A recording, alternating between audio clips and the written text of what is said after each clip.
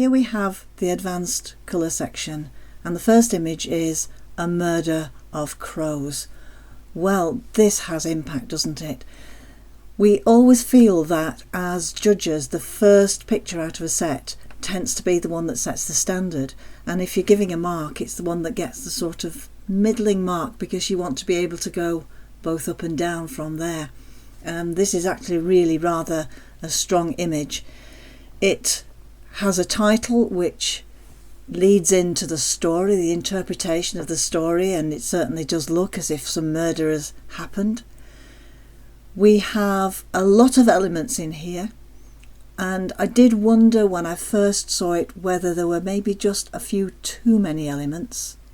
The foreground skulls and bits of skeleton that appear to be just in the shallow water above the sand have good shadows beneath them, and I thought that they looked very good and they work very well. I'm not sure that the shadows on all of the skeletal pieces work equally well, because they seem to contradict each other a little bit in the length and angle of the lighting.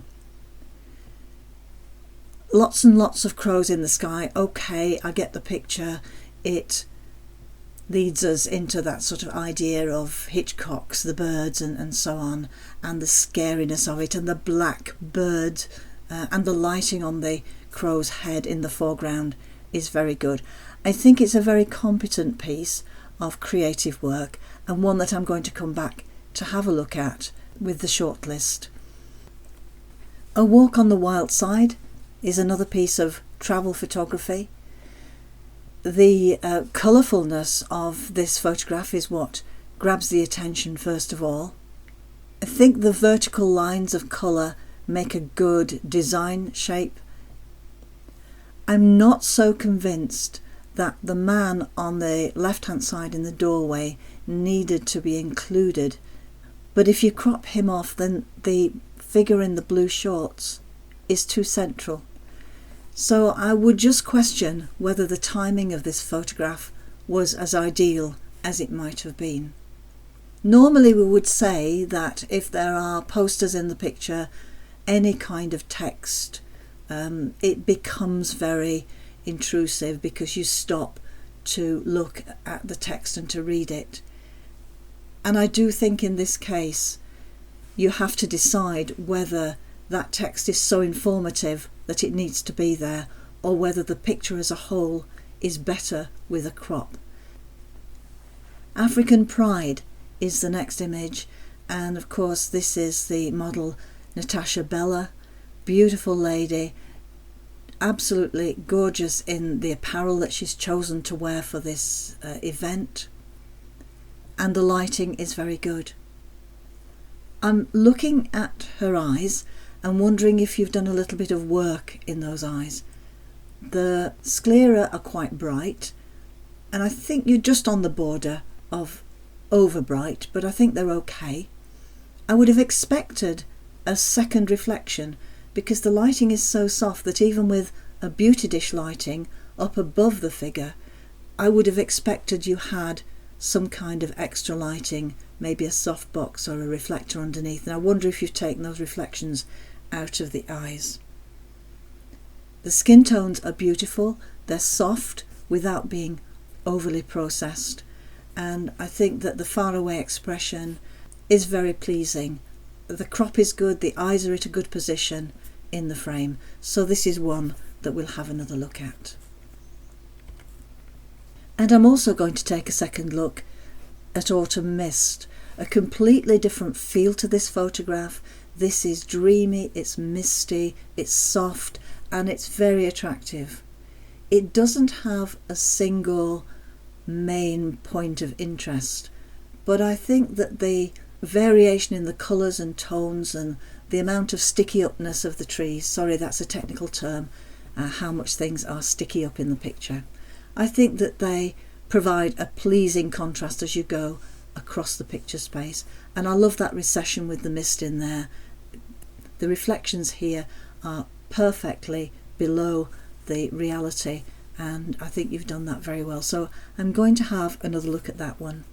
in a few minutes. I also thought that Beachline was quite successful. It's very different and almost lopsided in the fact that the visual weight is all on the right hand side with that very dominant Victorian pier, and then the very diminutive figure of the cyclist going across the picture. And for many people that would be going the wrong way because the cyclist is riding out of the picture, not into it. But for me, I think it's interesting and I think it tells a story. I love the fact that you've worked with some textures here, because I think the sky there would have been just a little bit bland, and the textures that you've added in have made it quite arty and quite interesting. So it may be a photograph that doesn't entirely please everyone for the reasons that I've said. However, it works for me, and I'm going to look at that one again. Bowland Forest is a photograph in two parts. The background I love. The vertical trees and the slight misty feel to that area and the textures in there, I think, make a great picture. Just for my taste, and it can only be for my taste because other judges may feel differently, I feel that you've put in too much foreground and that the foreground becomes, for me, a little bit too much dominant. So with a crop I think it would have done better with me, but I think the top of it is gorgeous. Closing in, very dynamic sports picture. You've photographed this from a low angle, that's good. You've got the action at the right moment, just that little bit of separation between the two riders and the dynamic angle as they lean into the bend. Yes, I know it's a shame that we can't see the eyes through the visors, but so many times now cyclists do use the dark visors. I think that you've cropped it off well at the top, little bits of light just creeping in above the tyre barricade, and you could just have darkened those down a little bit, and I think on the whole the highlights here and there you could have darkened down. But again, I'll come back and look at this one. It's a good sports action photograph. Home Sweet Home Samoa. I'm glad you've told me where this was. I would have had no idea, but it's fascinating in its detail. I love all those textures. The grass rake there is exactly like mine in the garage, so these are obviously available all over the world. The cushions have seen better days. The back of the chair is a bit sad. I don't think that I would want to lean against that. And it tells a story of making do, of living in quite poor conditions. I think it's really a sad photograph. The colours are lovely. The browns and the greens work very well, and there are no other colours to distract us. So that's a good travel photograph. Leading trio is my next image. The three riders are captured quite well coming round the bend with a good lean into the bend. We can just about see the faces, but I do feel that the viewpoint isn't the absolute best that you could achieve in these situations. It works in part, but for me the figures are a little bit too small in the frame and a little bit too much of the track showing, and I think that if it was a bit more intimate we would get a much more satisfying piece of sports photography. Name that tune. This is a picture that needs a sound effect to it, doesn't it? So we have to imagine the tune that's being played on these water-filled glasses. I know that these artists are very, very experienced in making amazing tunes, and I did see one doing exactly the same thing in Venice one time. We've got the spectator in view. I'm sorry that it's got a bit of graffiti on the wall just by his face, and I think you should have taken that out. It would have been easy. We need to just clean up those little bits if we possibly can. But it does what it says on the tin. It shows us a musical artist in action and well captured. Nikita, a very vamp-like lady, and sort of Russian name, Russian hat, and the fur collar also all fits in with the story. I'm not sure whether that three-quarters view has suited this picture, because I think that the most interest in it is from the waist upwards with the arms, the face and the hat, and because I think there's not very much detail in the bottom half, I would probably have suggested not including that. The lighting is quite strong from the top left, but you've got some lighting on her face, maybe not quite enough lighting in her eyes for my taste. No amusements this year. This is the story at the moment of our lives, isn't it? Empty street, just one family out there walking together. I think that it's something that to come back to, I think that it's going to evoke this period in our lives, and it's well captured. I don't think it's a very strong competition image, but it does, again, what it says on the tin. It's very informative, and it's quite a sad picture in view of the epidemic today. The old ginger factory at Cochin. I don't know if I've pronounced that correctly. I love the textures in this, I love the colours in this, and I think it's been well captured in what is perhaps not the most ideal of conditions, with quite strong sunlight, but looking at the sky behind, perhaps there's just a little bit of gentle cloud giving some overcast conditions and just softening your shadows. And I think that the whole thing has been well composed, and it is a really good travel picture. I think in this section there's a few pictures that I actually prefer for my winners, but this is a really good travel photograph that's worked very well for me. Over the Danube, night shots are difficult to achieve, particularly when you have floodlit piers to the bridge and a floodlit building, but no light at all in the sky. What I think would have been more successful if you could have been there earlier when the sun had gone, but there was still some ambient light in the sky, and try to match the exposure of the sky to the exposure of the floodlights as they're coming on, and then you can get an even level of brightness right across the picture space. I think here you've got a really good composition, and the features in the photograph are very interesting, but it's just the highlights have gone, the shadows are blocked up, and I just feel that you've taken it a bit too late in the evening. The Pulsatilla is a very attractively lit photograph because it's against a black background and very strongly lit. We don't see this as a nature photograph but as pictorial. The head of the flower has great detail, which I think you've probably enhanced there.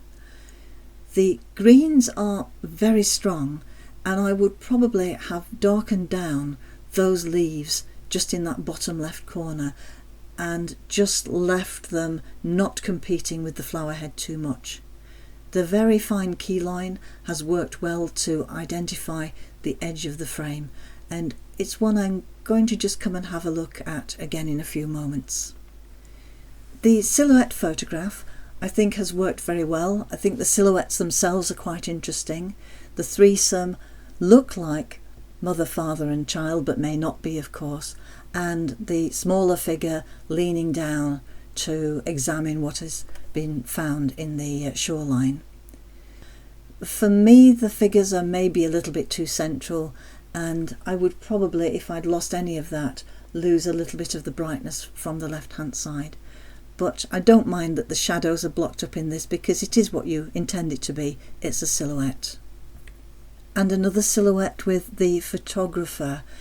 This is depicting a beautiful time of day, and the photographer is clearly depicted with the camera to his eye, looking out to sea to that beautiful colour in the horizon, the two figures on the beach, cropped in very well to a letterbox format, lovely detail in the clouds, the highlights retained, the shadows pretty much retained. There's an aircraft trail right on that right hand edge that you could have got rid of. Also that little bright speck of blue sky in the dark cloud, little tiny bits of refinement you could have done, but otherwise very well captured. The pink moon and the tree, intriguing photograph with the negative tree and the colourised moon, so quite an arty idea coming through here. I think there are a couple of things that haven't worked entirely for me, and I did wonder whether there was a little bit too much of the black foreground. I'm sure that you've intended this deliberately, and this is just a matter of opinion which works the better. But because you have used an identifiable picture of a moon, I would have preferred that that was spherical rather than stretched in appearance. It has positives.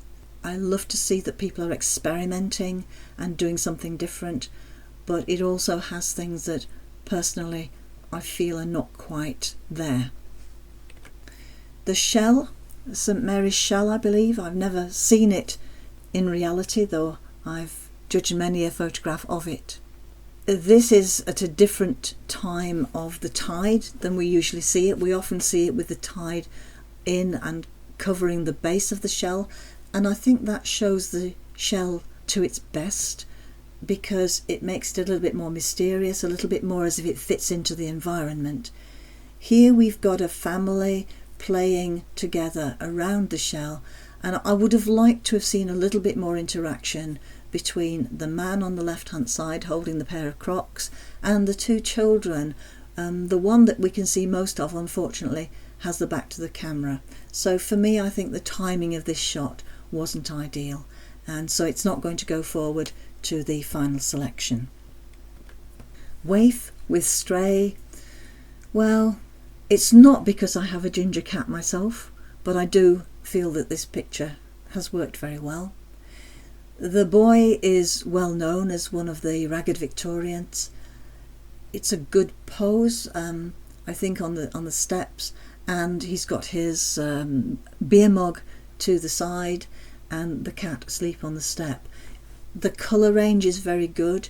You've darkened down the legs and the hands, I think, in order to enable the brightness of the face to be more dominant.